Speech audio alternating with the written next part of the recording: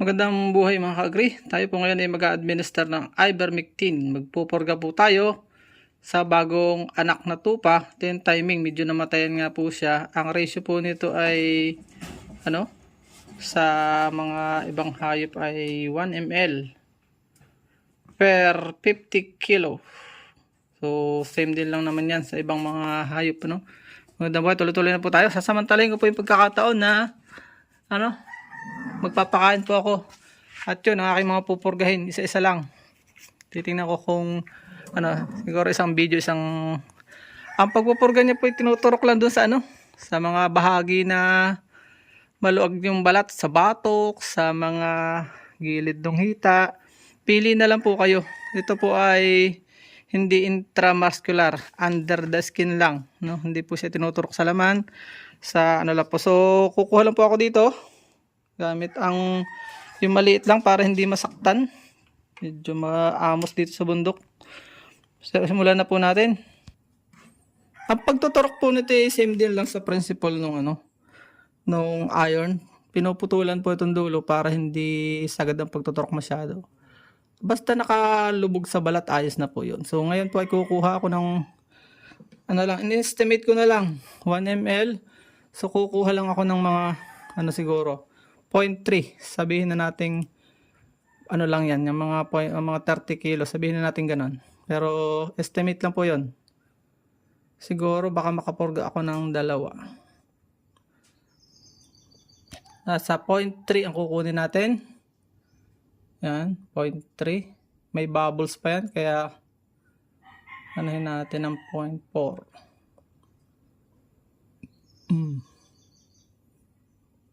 Patitiwarikin din po natin para matanggal yung bubbles. Close muna po natin to para huwag magdumi. Yan, natanggal na. So yun natanggal na yung pitik-pitikin lang po natin yun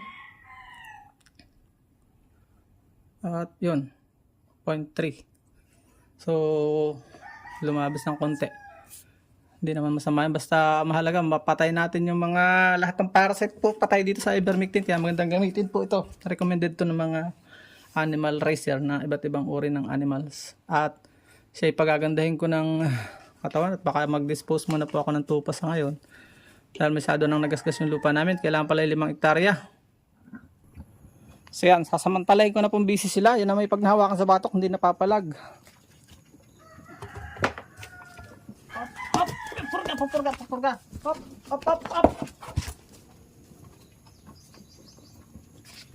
Pupurga.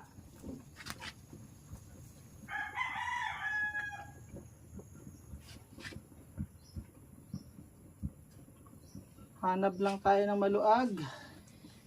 Dito sa batok.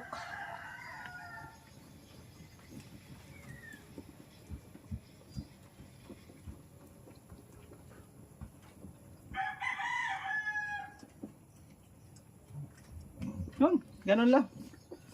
Ganun lang po kadali. Abangan po natin ang resulta niyan. Sa isang araw po ulit, baka para makita natin yung epekto, tuturukan ko din naman yung 3 pa. Para silang lahat ay huwag maghahawa-hawa sa bulate at mga iba pang parasite. Yun lang. Maraming salamat. Bye-bye and God bless. Hanggang dito na lamang po ang ating vlog. I hope na may natutunan po kayo at napagpala sa panonood. If you like this video at mahilig po kayo sa mga ganitong klaseng upload, please consider subscribing and hitting the bell icon so that you'll get notification sakaling may latest po tayong upload. Hanggang dito na lamang po. Maraming salamat. God bless. Bye-bye. Bye-bye muna. Bye-bye. Bye-bye muna. Bye-bye. Bye-bye sa ating mga subscriber viewers. Bye-bye muna. Bye-bye. Bye-bye muna po.